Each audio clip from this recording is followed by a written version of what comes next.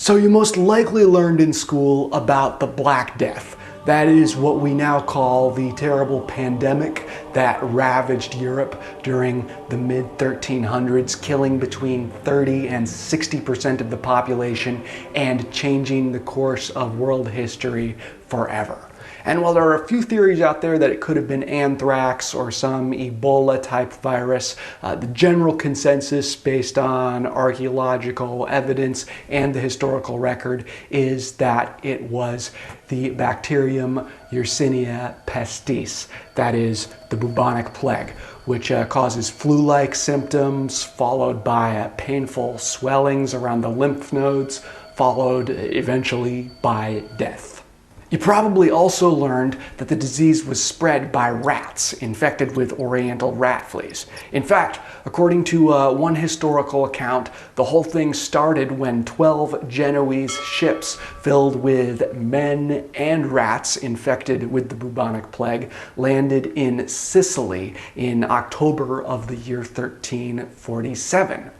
Throughout the next year, it spread north through Italy, France, Spain, England, and on into Germany. And by 1350, it had reached all the way into Scandinavia and even Iceland.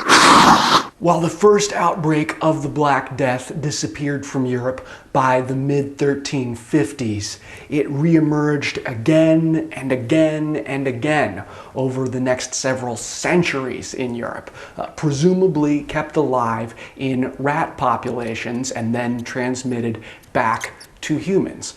Basically, while the disease was an epidemic for humans, it had become endemic in rat populations. There's just one big problem with this theory, though.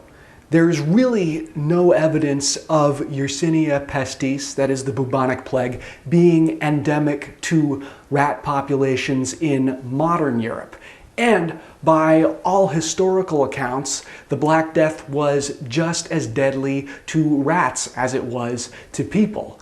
In fact, likely the reason that it stopped short of killing all the people in Europe was because it actually killed all of the rats first. So if it wasn't hiding out with the rats, then how did the Black Death keep popping up?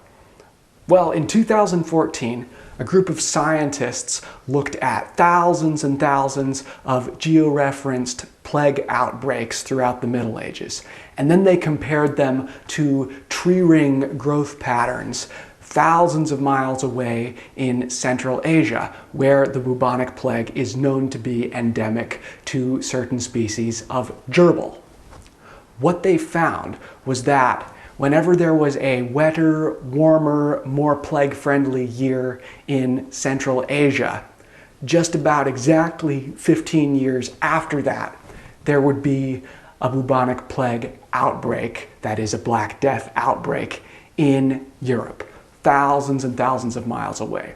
So this strongly suggests that every single time that there was an outbreak of the Black Death in Europe, it had traveled all the way from Asia across the Silk Road and into Europe and got there. It didn't stay in Europe with the rats, it was just transmitted via ships or overland to Europe from Asia.